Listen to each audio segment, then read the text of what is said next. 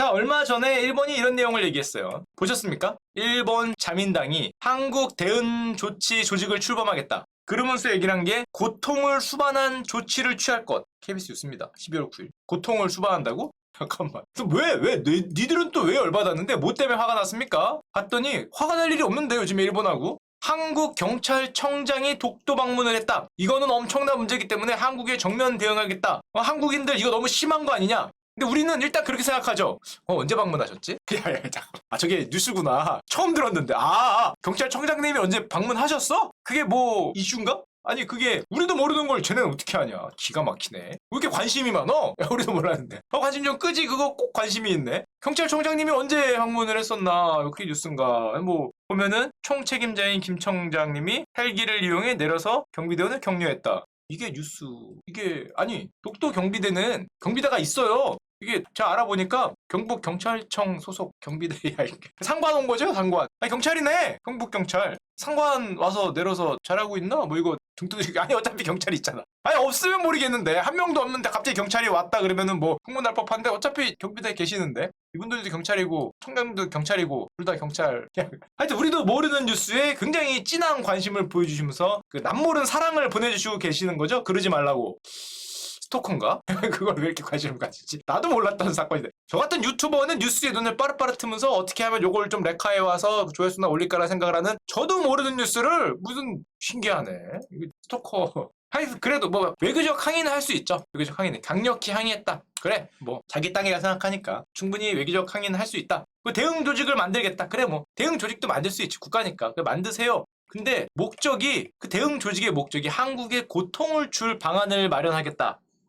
이건 좀 아니 그래 대응 조직도 만들 수 있고 국가다해서 뭘 할 수 있는데 한국에 이게 말이 되나? 아니 일개 국가가 만드는 조직이 타국에 고통을 주기 위한 이런 표현을 쓸 수 있나? 개인적인 생각엔 그게 한국에 아픔을 주는 대응책을 검토해야 돼. 아니면 전쟁중도 아니고 타국가에 고통을 주기 위한이라는 조직을 정부가 만들 수 있나? 단호한 자세를 보여주는 정책은 할 수 있죠. 단호하게. 이건 좀 고통을 무슨 고통을 어떻게 주려고 좀 알아보니까 자민당 차원에서 한국에 대한 정책을 제대로 검토하겠다. 그래서 뭘 어떻게 하실 겁니까? 앞으로 관계부처와 협의하고 전문가 공청회를 하면서 금융, 투자, 무역 등 폭넓은 분야에 제재를 하겠다. 또 그거 기억납니다. 작년인가 재작년에 2019년에 했던 거. 물론 뭐 일본의 독도 전담 조직은 사실 새로운 일은 아니죠. 2013년에도 뭐 이런 거 있었어요. 근데 그때는 고통을 준다라는 표현은 없었던 것 같은데 그래서도 뭐 제재를 하신다고 하니까 우리 한국의 국가별 수출 비중을 보면 우리가 일본에 수출하는 건 우리 전체 수출의 5% 정도 됩니다. 한 4, 5위 정도 되죠. 유럽을 뺐으니까 6위 정도 된다고 볼 수 있는데 수입 비중이 좀 높죠. 우리가 일본에서 한 10% 정도를 수입을 합니다. 한 3위 정도 돼요. 비중이 높아요. 일본에서 우리가 수입을 많이 해요. 소재, 장비 이런 거 수입을 많이 하기 때문에 이걸 또 뭔가를 막으려는 뭔가 있겠구나라는 생각을 하는데 과거에 보면은 2019년에 일본 한국 무역 분쟁에서 일본이 한국을 화이트리스트에 제외하는 사건이 있었습니다. 기억이 나시겠지만 백색 국가에서 제외를 했죠. 그래서 우리 보고 너희를 제재하려는 게 아니라 그냥 리스트에 제외한 거다. 그래서 포토레지스트 그때 기억나죠? 불화수소 뭐 이런 것들을 막았어요. 이게 2년이 지난 지금 어떻게 됐을까? 기억나십니까? 반도체 만드는 핵심 소재 3개를 한국 수출을 규제했어요. 사실상 규제했죠. 2년이 지난 지금 규제가 풀렸을까요? 뭔가 바뀐 게 있나?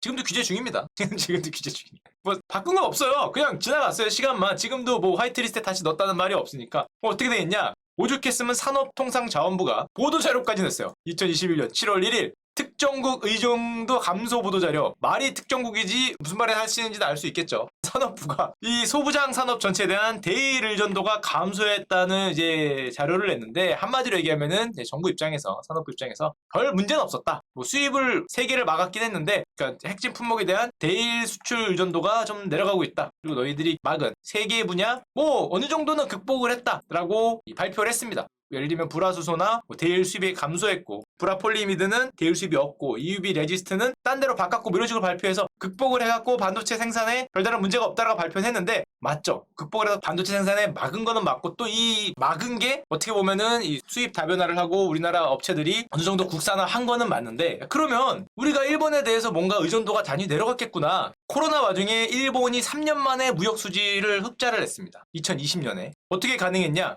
한국 덕이. 한국과의 교육에서 대규모 흑자를 냈다. 2020년이에요. 1년이니까. 무역수지 흑자는 얘들은 코리아 덕분에 하는 거죠. 코리아 덕분에. 한국과의 무역에서 2020년 무역 흑자가 21조 원입니다. 전년 대비 6.2%가 상승했고요. 이 전년 대비 수입과 수출이 다 줄었는데 한국과의 무역 수지는 무려 21조 원, 6.2%가 나홀로 상승하면서 나홀로 그쵸? 우리도 줄긴 줄었어요. 한국 수출, 한국 수입이 둘 다 줄었는데 더 크게 줄은 거죠. 우리가 일본에 수출하는 건 더 크게 줄고 일본 수입은 조금밖에 안 줄었기 때문에 21조 원의 흑자를 나서 한국은 미국에 이어서 일본의 두 번째 이제 무역 흑자국으로 올라섰는데 왜 그랬냐? 대일본 장비 수입이 급증했다. 소재 장비 이런 건 일본이 강자잖아요. 아직도 강자이기 때문에 반도체 디스플레이 관련 장비들이 몇 조 단위로 거래되니까 우리가 뭐 유니클로 안 사고 뭐 그런 건 다 좋은데 그런 소비재보다 이런 기업 활동에 필요한 장비 수입이 커져버리면 물론 우리도 할 말은 있죠. 이걸 갖고 와서 우리가 쓰는 게 아니죠. 만들어서 우리도 수출하죠. 그러니까 사실 중간재인데 얘네 거를 우리가 써서 우리도 다시 수출하기 때문에 최종 소비자는 우리가 아니라 다른 나라로 많이 가긴 하지만 어쨌건 일본은 우리를 통해서 이제 수출하게 되는 이제 그런 모습이 되는 거고 일본이 이런 이유는 있죠. 일본은 우리가 굉장히 무시하지만 과거에 반도체 1위였죠. 그래서 반도체 장비나 소재 경쟁력은 아직도 막강합니다. 여러분들 많이 들어보셨을 거예요. 세계 반도체 기업 중에 장비 기업 중에 4곳이 일본 기업이기 때문에 물론 이건 있어요. 우리나라 수출이 일본을 제칠 가능성이 높아져 있습니다. 지금 우리가 더 수출을 더 많이 한다는 거죠. 일본보다. 하지만 그럼에도 불구하고 어떤 분이 얘기하더라고요. 일본은 벌어놓은 게 많다. 그것도 맞아요. 해외 투자 세계 1등이 옛날에 말씀드렸지만 일본이죠. 벌어놓은 게 많기 때문에 자산을 많이 갖고 있어서 거기서 배당을 받거나 이득을 받거나 그 자산가격이 오르는 거에 수혜를 많이 받는 나라가 일본이기 때문에 뭐 그러려니 하는데 요 일본의 반도체 쪽을 좀 보면 소재 장비 라인에서는 막강해요. 그건 맞는데 전체적으로는 경쟁력이 좀 없죠. 우리가 보기엔. 누가 보더라도 반도체 일본이 강해 한국이 강해 그러면 소재 장비는 일본인데 전체적으로는 우리라고 생각을 많이 하니까 일본의 경쟁력 우위 반도체 제품을 보면 플래시 메모리가 조금 있고요. 키옥시아라고. 물론 이거 SK하이닉스가 지분을 갖고 있지만 시모스 이미지 센서가 소니하고 삼성전자가 세계 1, 2위를 다투죠. 소니 카메라. 옛날에 카메라 만들던 이거를 이미지 센서로 만들어서 소니가 1등이고 한국 삼성이 2등이고 그다음에 자동차 관련이거나 파워 반도체 이런 데서 조금 있습니다. 조금 있지만 이 아래 내용들은 이런 KIP의 일본 반도체 전략에서 갖고 왔는데 그래서 결론적으로 2019년 세계 반도체 시장 기준 전체 점유율 기준이 어떻게 되냐? 미국이 세계 반도체 전체로 봤을 때 50%입니다. 역시죠. 우리나라 1등이라고 생각하시는 분들인데 전혀 아니고요. 세계 반도체 시장 전체로 보면 미국이 절반을 먹고 그 다음에 대한민국이 무려 2등이에요. 이야 많이 컸다. 코리아 많이 컸어요. 19%입니다. 유럽의 2배예요. 메모리 반도체, 플래시, 낸드에서부터 요즘에 또 뭐 파운드리까지 한다고 돈을 갖다 바르고 있기 때문에 야 대단합니다. 대단해. 일본도 많이 죽었다고 생각하지만 10%는 아직 있죠. 물론 일본 입장에서 한국이 지금 반이기 때문에 뭐 옛날에 1등에서 완전히 뭐 밀렸다고 할 수 있고 저 레포트에 따르면 일본이 이렇게 생각한다 그럽니다. 일본 반도체가 조락을 했다. 딱 일본식 표현이죠. 한자 자체가 조락을 했다. 그러니까 한마디로 파워 반도체 아까 보던 그런 개별 반도체에서 생존을 했지 나머지는 생존을 못했다. 그래서 일본 스가 내각이 지난 6월 4일날 반도체 전략을 발표합니다. 한때 세계 1위였던 일본 반도체 산업을 다시 살리겠다. 뭐라고 발표를 했냐? 이런저런 멋있는 단어를 쓰면서 양산 체제를 구축하겠다. 예를 들면 첨단 반도체 양산 체제 구축하고 차세대 첨단 반도체를 하고 반도체 뭘 하고 뭐 제조 기반을 만들고 이렇게 해서 옛날에 잘 나가던 일본을 다시 한번 만들겠다. 왜냐? 자기들이 생각하기에 일본 반도체 소재나 장치는 아직까지 우위가 있다. 기술의 우위가 있어. 그러니까 이제는 대규모 투자를 하는 또 공장을 만들거나 이런 파운드리를 갖고 오면은 우리가 다시 옛날처럼 아니면 최소한 반도체 이런 서플라이 라인에 낄 수 있다. 그러면서 뭐라고 표현했냐면 얘네가 발표한 거에 동료국가 협력을 강화하겠다는 내용이 있었어요. 이런 거를 자기들이 혼자 다 할 수는 없잖아요. 동료국가. 왜냐하면 반도체 소재 제조 장치는 우리가 독보적이니까 이거는 전략상 기술이고 기술 아직 있으니까 동료국가 협력을 강화하면은 다시 반도체 생산을 할 수 있다. 그러니까 파운드리를 하거나 뭐 이런 거를 갖고 오면 된다. 동료국가 협력을 강화하는데 세계에서 뭐 파운드를 하거나 반도체를 만든 나라가 2개 있거든요. 고통을 줘야 되는 나라가 하나 있고요. 협력을 강화하기에는 고통을 줘야 되는데 자기들 필요하다 그렇게 손을 내밀긴 좀 없어 보이죠. 고통 이렇게 그러니까 그럼 여기를 제외한 다른 쪽이 하나 있죠. 다른 쪽이 이 나라 할 수 없이 이 나라 안 되니까 이제 이 나라에 가서 손을 벌리게 됩니다. 왜냐하면 이 전략에서 나오는 국제 전략이라는 게 미국, 대만, 유럽 등 동료국가 산업정책 협력 강화인데 누가 보더라도 이 미국이나 유럽도 사실 생산 라인은 생산 라인은 여기니까 일로 가서 손을 펼치게 됩니다. 그래서 2021년 10월에 TSMC가 갑자기 뜬금없이 일본의 반도체 공장을 설립을 선언해요. 미국도 아니고 일본의 반도체 공장을 짓겠다. 일본 입장에서는 오케이 딱 걸렸죠. 딱 좋아. 우리는 장비 소재 기술이 있으니까 대만 반도체 제조가 있고 미국은 설계니까 일본, 대만, 미국이 손을 대는 3국 합작의 반도체 동맹이 됐다. 자 이렇게 되면은 코리아는 이제 고통을 주고 우리는 세계의 손을 잡고 가면 오케이 굿 콜 이렇게 이제 계획을 짜는 거죠. 계획을 짰긴 짰는데 그래서 나온 걸 발표를 보면 대만에 따르면 TSMC가 그 만들고자 하는 일본의 그게 22나노 이게 자동차 반도체이기 때문에 나노가 중요한 건 아니지만 남들은 남들은 지금 뭐 5나노 TSMC가 일본에 짓는 거는 5나노짜리 2나노짜리 뭐 이런 거 여기는 이제 자동차 반도체니까 나노가 중요한 건 아니지만 하여튼 좀 그래서 야 좀 이게 좀 없어 보이는 게다가 TSMC가 일본에 진 이유가 있어요. 이게 매일경제 뉴스에 잘 나왔던데 왜냐? 여기 나오죠. 일본에 공장을 짓는데 들어간 데가 8조 정도 되는데 일본 정부가 이 중 절반인 4조 원을 보조금으로 주겠다. 게다가 이게 자동차 반도체 위주거든요. 일본에 자동차 도요타가 있죠. 혼다도 있고 자동차 큰 기업들이 많아요. 자동차 생산을 하는 기업들이 있기 때문에 거기다가 줄 수 있는 개꿀인데다가 절반은 보조금이고 지분은 못 받았고요. 그러니까 TSMC가 슈퍼갑이고 일본 정부가 이렇게 했다는 거죠. 자기들 보기에는 좀 구신구신했던 자존심이 많이 상한다. 야 옛날에 일본 그 잘 나가던 반도체 1위가 이제 저쪽은 고통을 줘야 되니까 안 되고 원래는 삼성하고 TSMC하고 조율을 하면서 너희 안 되면 이쪽에 할 거야? 안 되면 이쪽에 할 거야? 이러면서 하면은 어떻게 보면 일본이 중간에서 키를 진 다음에 돈을 주는 입장인 거잖아요. 보조금을.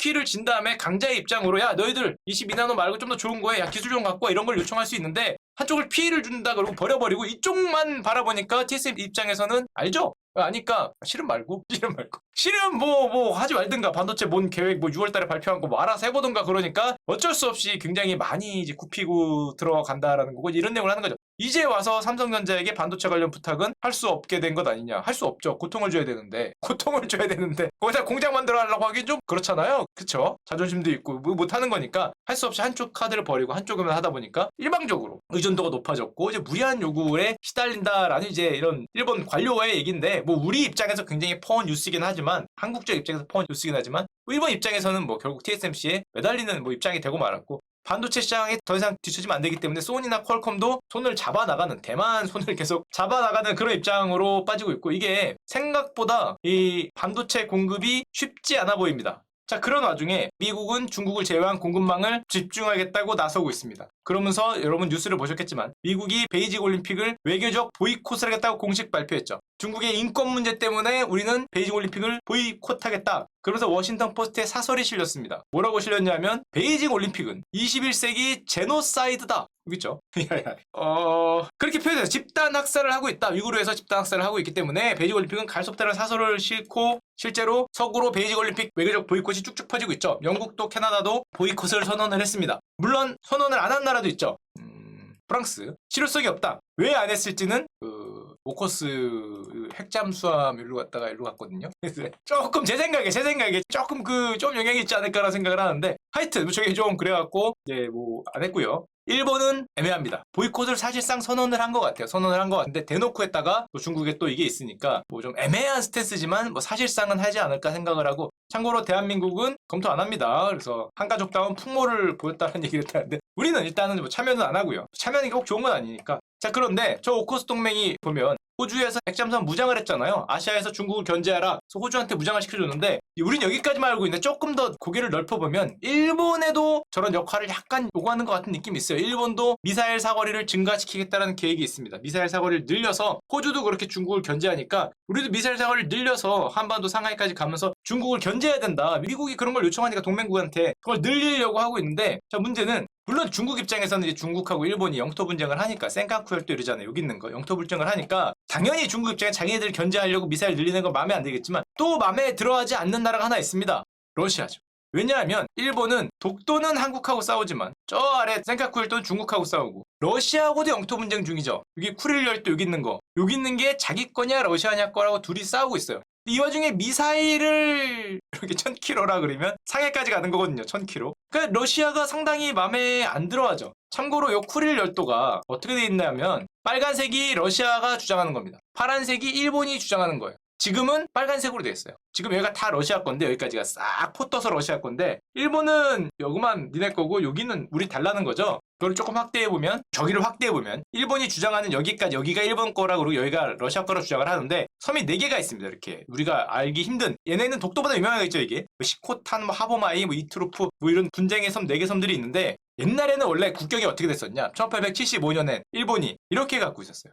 가만히 있지. 가만히 있지. 이렇게 갖고 있었는데 이거 사할린 소련 주고 이거 내 거에서 원래 여기까지가 일본 거였어요. 일본 거였는데 문제는 얘네가 욕심을 내서 일본이 러시아를 기억이 나겠지만 기습 공격을 하죠. 러일 전쟁을 펼쳐요. 빠바방 해서 러시아의 발틱 함대가 이거 오다가 지구 반대편을 이렇게 오다가 결국 스시마 해전에서 일본 함대 패해서 러시아가 지잖아요. 러시아가 지면서 일본 영토가 더 크게 늘어납니다. 그때 러일 전쟁에서 일본 이기니까 좋다고 해서 우리나라 입장에서는 대한제국을 한반도가 넘어가는 거죠. 한반도가 넘어가고 사할린성까지 일본이 갖고 와요. 아까 전에 보셨지만 요 사할린성까지 갖고 와서 요거까지 갖고 왔기 때문에 야 이젠 더 좋다라고 생각을 했는데 일본이 욕심을 부리죠. 2차 세계대전에 참전해서 더 크게 먹자고 대동아 공영 어쩌고 하다가 지는 바람에 요게 됐죠. 여기가 다 소련 게 됐어요. 썰에 따르면은 소련이 이것까지 먹을 수 있었다라는 설이 있는데 홋카이도까지 거기까지는 안 가고 쿠릴만 먹고 갔기 때문에 일본이 다 뺏겼죠. 다 뺏기니까 이거 내 나라 일본이 항상 얘기를 하고 처음에는 여러분 형님들 기억나시겠지만 요 두 개 있는 하보마이하고 시코탄이라고 불리는 요 아래에 있는 두 개의 섬은 처음에 러시아가 일본에 준다고 얘기했어요.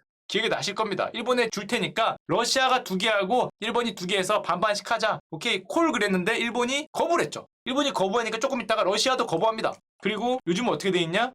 푸틴 형이 등장했죠. 푸틴 형. 줄 리가 없죠. 줄 리가. 지금은 뭐 푸틴 형은 뭐라고 하셨냐? 일본은 만화 영화 같은 상상을 하고 있다. 무슨 말도 안 되는 다 내 거다. 그리고 이런 상황에서 일본이 미사일 사거리를 늘린다라고 얘기를 하니까 어떤 일을 펼쳤냐? 러시아도 쿠릴 열도에 미사일을 배치했습니다. 또 그것만으로 안 되죠. 일본이 계속 저렇게 하니까 러시아가 쿠릴 열도의 이투르프 섬에 외국 기업 유치를 위한 경제 특구를 구상합니다. 그게 어디냐면 여기 제일 큰 섬. 여기다 경제 특구를 만들겠다. 일본은 열을 내죠. 아 이거 내 건데. 내 건데 러시아가 여기다가 경제 특구를 만들겠다 그러니까 이거 장난치냐. 거기는 뭐 안 된다라고 그러니까 러시아가 일본과 영토 분쟁 중인데 거기다가 좀 자기네들 이걸 강하게 만들기 위해서 경제 특구를 건설하고 싶어. 근데 그랬을 때 들어온다고 할 나라가 누가 있을까?